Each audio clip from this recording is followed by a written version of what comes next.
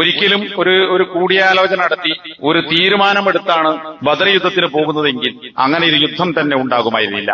കാരണം രണ്ട് പക്ഷത്തിന്റെയും, അതിൽ മുസ്ലിങ്ങളുടെ പക്ഷത്തുള്ള ആളുകളുടെയും ആയുധങ്ങളുടെയും വാഹനങ്ങളുടെയും ഒക്കെ എണ്ണം അതാണ് സൂചിപ്പിക്കുന്നത്. അതിനുള്ള ശേഷി അവർക്കുണ്ടായിരുന്നില്ല. മക്കയിൽ നിന്ന് മദീനയിലേക്ക് ഹിജ്റ പോയി അവിടെ എത്തി രണ്ടാമത്തെ വർഷം, ഒരു വർഷം പിന്നിട്ടപ്പോഴാണ് ഈ ബദർ യുദ്ധം നടക്കുന്നത്.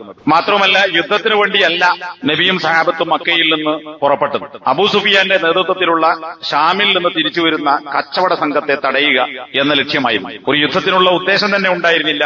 അതിനുള്ള കോപ്പുകളോ സന്നാഹങ്ങളോ അതും ഉണ്ടായിരുന്നില്ല. സൂറത്തുൽ അംഫാലിൽ 42-ാമത്തെ വചനത്തിൽ അല്ലാഹു സുബ്ഹാനഹു വ തആല പറയുന്നു, വലൗ തവാഅത്തും ലഅഖ്ലഫ്തും ഫിൽ മിആദ് ലഖ്തലഫ്തും ഫിൽ മിആദ്.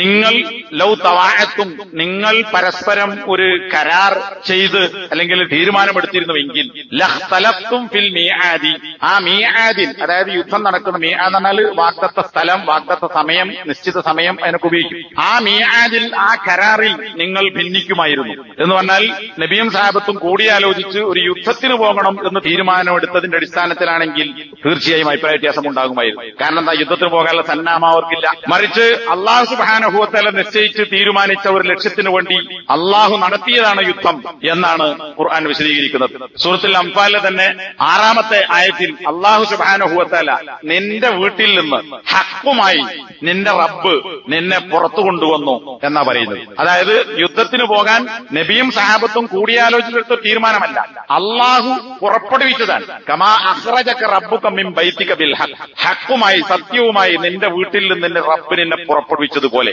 എന്നിട്ട് ഖുർആൻ പറയുന്നു, സത്യവിശ്വാസികളുടെ കൂട്ടത്തിൽ തന്നെ ചില ആളുകൾക്ക് വെറുപ്പുണ്ടായിരുന്നു. ഇങ്ങനെ പോകേണ്ടതുണ്ടോ? ഏത് യുദ്ധത്തിനല്ല, കച്ചവട സംഘത്തെ തടയാനാണ്. എന്നിട്ടും പോകേണ്ടതുണ്ടോ? വ ഇന്ന ഫരീഖൻ മിനൽ മുഅ്മിനീന ലകാരിഹൂൻ, സത്യവിശ്വാസികളിൽപ്പെട്ട ഒരു വിഭാഗം ആളുകൾ വെറുപ്പുള്ളവരായിരുന്നു ഈ പുറപ്പാടിനോട്. യുജാദിലൂനക ഫിൽ ഹഖ് ബഅദമാ തബയ്യനക അന്നമാ യുസാഖൂന ഇലൽ മൗതി വഹും യൻദുറൂൻ. കാര്യം വ്യക്തമായതിനു ശേഷവും ഹഖിന്റെ കാര്യത്തിൽ ചില ആളുകൾ നിന്നോട് തർക്കിക്കുകയാണ്. കഅന്നമാ യുസാഖൂന ഇലൽ മൗതി, ഈ ആളുകൾ നബിയുടെ കൂടെ പോകുന്നത് കണ്ടാൽ അവരെ മരണത്തെ നോക്കിക്കൊണ്ടിരിക്കെ മരണത്തിലേക്ക് തെളിച്ചു കൊണ്ടുപോകപ്പെടുന്നത് പോലെയാണ് ചില ആളുകൾ പുറപ്പെടുന്നത്. ഇതൊക്കെ അതിന്റെ പശ്ചാത്തലവുമായി ബന്ധപ്പെട്ട് വിശുദ്ധ ഖുർആൻ പറഞ്ഞിട്ടുള്ളവയാണ്. ഇനി എന്തിനാണ്, എന്ത് കാരണത്താലാണ് യുദ്ധം? സൂറത്തുൽ അംഫാലിലെ തന്നെ 17, 18, 19 വചനങ്ങളിൽ അല്ലാഹു സുബ്ഹാനഹു വ തആല ബദർ യുദ്ധത്തിൽ മലക്കുകളെ അയക്കുകയും മലക്കുകളോട് വിശ്വാസികൾക്ക് സ്ഥൈര്യം നൽകണമെന്നും കാഫിറുകളായ ആളുകളുടെ പെരടികൾ വെട്ടണമെന്നും അവരുടെ വിരലക്ഷങ്ങൾ മുറിച്ചു മാറ്റണമെന്നും ധാരാളം മനുഷ്യരോടല്ല, മലക്കുകൾക്ക് അല്ലാഹു കൊടുത്ത നിർദ്ദേശം. ബദറിൽ പങ്കെടുക്കുന്ന മലക്കുകളോട് ഫളരിബു ഫൗഖൽ അഅനാഖ്, കഴുത്തിന് മീതെ അവരെ ഛേദിച്ചു കളയുക, വിരലക്ഷങ്ങൾ മുറിച്ചു കളയുക, അവരുടെ ഹൃദയത്തിലേക്ക് നാം പേടിയിട്ട് കൊടുക്കും, കാഫിര്യങ്ങളുടെ ഹൃദയത്തിലേക്ക്. ഇതൊക്കെ അല്ലാഹു മലക്കുകൾക്ക് നൽകിയ സന്ദേശവും കാര്യങ്ങളുമാണ്. എന്തിനാണത്? തൊട്ടടുത്ത വചനം പറയുന്നത്, ദാലിക ബിഅന്നഹും ഷാഖുല്ലാഹ വ റസൂല വമൻ യുശാഖിഖില്ലാഹ വ റസൂലഹു ഫഇന്നല്ലാഹ ശദീദുൽ ഇഖാബ്. മലക്കുകളെ അയച്ച് ആയുധമില്ലാത്ത സത്യവിശ്വാസികളെ സഹായിച്ച് എമ്പാടും ആളുകളോടുകൂടി സന്നാഹത്തോടുകൂടി യുദ്ധത്തിനായി ഒരുങ്ങിപ്പുറപ്പെട്ടു വന്ന മുശ്രിക്കുകളെ അല്ലാഹു നശിപ്പിച്ചത് ദാലിക ബിഅന്നഹും ഷാഖുല്ലാഹ. അതിനുള്ള കാരണം അവർ, അതായത് മുശ്രിക്കുകൾ, അല്ലാഹുവിനോടും അല്ലാഹുവിന്റെ റസൂലിനോടും എതിര് പ്രവർത്തിച്ചവരാകുന്നു. അല്ലാഹുവിൽ വിശ്വസിച്ചില്ല, അല്ലാഹുവിനെ മാത്രം ആരാധിക്കാൻ തയ്യാറായില്ല, മുഹമ്മദ് നബി സല്ലല്ലാഹു അലൈഹി വസല്ലമയെ നബിയായി അംഗീകരിച്ചില്ല. മാത്രമല്ല അവരോട് ശത്രുത പുലർത്തി, നാട്ടിൽ നിന്ന് പുറത്താക്കി, അവരുടെ സമ്പത്ത് മുഴുവൻ അവർ കൈക്കലാക്കി. ഇങ്ങനെയുള്ള പ്രവർത്തനങ്ങൾ അവർ നടത്തി. വമൻ യുശാഖിഖില്ലാഹ വ റസൂല ഫഇന്നല്ലാഹ ശദീദുൽ ഇഖാബ്. ഇത് എക്കാലത്തുമുള്ള അല്ലാഹുവിനോടും റസൂലിനോടും എതിര് പ്രവർത്തിക്കുന്ന ആളുകൾക്കുള്ള താക്കീത് കൂടിയാണ് അവസാനത്തെ ഭാഗം.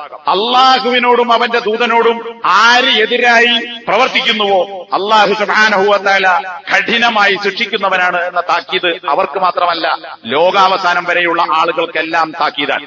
ദാലികും ഫദൂഖൂ, നിങ്ങൾക്ക് ആ ബദറിൽ കിട്ടുന്ന ശിക്ഷ നിങ്ങൾ അനുഭവിച്ചുകൊള്ളുക.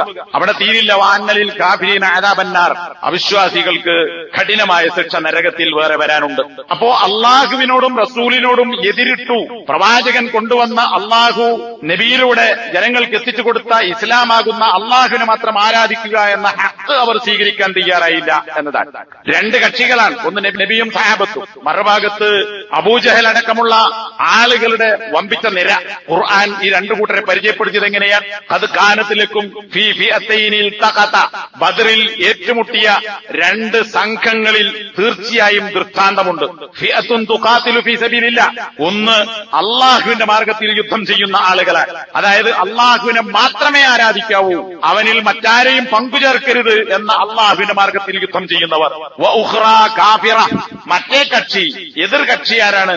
കാഫിറത്തുൻ, കാഫിറായ കക്ഷിയാണ്. കാഫിറായ കക്ഷി എന്ന് കേൾക്കുമ്പോൾ നമ്മളൊക്കെ മനസ്സിലേക്ക് വരിക നമ്മുടെ നാട്ടിലുള്ളതുപോലെ മുസ്ലിങ്ങളല്ലാത്ത നമ്മുടെ ഇന്ത്യയിലെ മതവിഭാഗങ്ങളോ അല്ലെങ്കിൽ ജൂതനോ ക്രിസ്ത്യാനിയോ അല്ലെങ്കിൽ ദൈവം തന്നെയില്ല, ലോകത്തിനൊരു സൃഷ്ടാവില്ല എന്ന് പറയുന്ന നിരീശ്വരവാദികളോ ആയ കാഫിറുകളെ കുറിച്ചാണ് ഈ പറഞ്ഞത് എന്ന് വിചാരിക്കരുത്. മറിച്ച് ഇവിടെ കാഫിർ എന്നാണ് ഉപയോഗിച്ചതെങ്കിലും കാഫിർ എന്ന വാക്കിൽ അതൊരു പൊതുപ്രയോഗമാണ്. ആ കാഫിറിൽപ്പെട്ട ഒരു ഇനമാണ് അള്ളാഹുവിൽ പങ്കുചേർക്കുന്ന ആളുകൾ, ശിർക്ക് ചെയ്യുന്നവർ. ആ ശിർക്ക് ചെയ്യുന്ന ആളുകളാണല്ലോ മക്കയിൽ നിന്ന് നബിക്കെതിരെ യുദ്ധം ചെയ്യാൻ വേണ്ടി വന്നത്.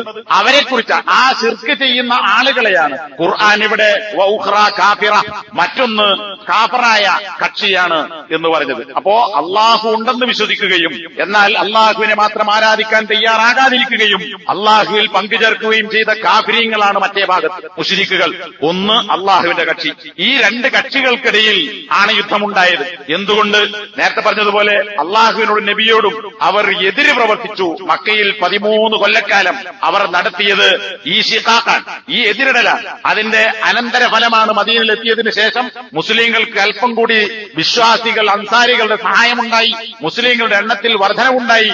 അതുകൊണ്ട് ഇതിന് മുസ്ലിങ്ങളെ സാമ്പത്തികമായും ശാരീരികമായി പീഡിപ്പിച്ചതിലപ്പുറം സാമ്പത്തികമായി കൂടി അവരെ തടയുകയും നശിപ്പിക്കുകയും ചെയ്യാനുള്ള ശ്രമങ്ങൾ മക്കയിൽ മുശ്രിക്കുകൾ നടത്തി എന്നതുകൊണ്ട് ഖുറൈശികളുടെ കച്ചവട സംഘത്തെ, അബൂ സുഫിയാന്റെ നേതൃത്വത്തിലുള്ള കച്ചവട സംഘത്തെ തടയുക, എന്നിട്ട് അവരുടെ സമ്പത്ത് പിടിച്ചെടുക്കുക.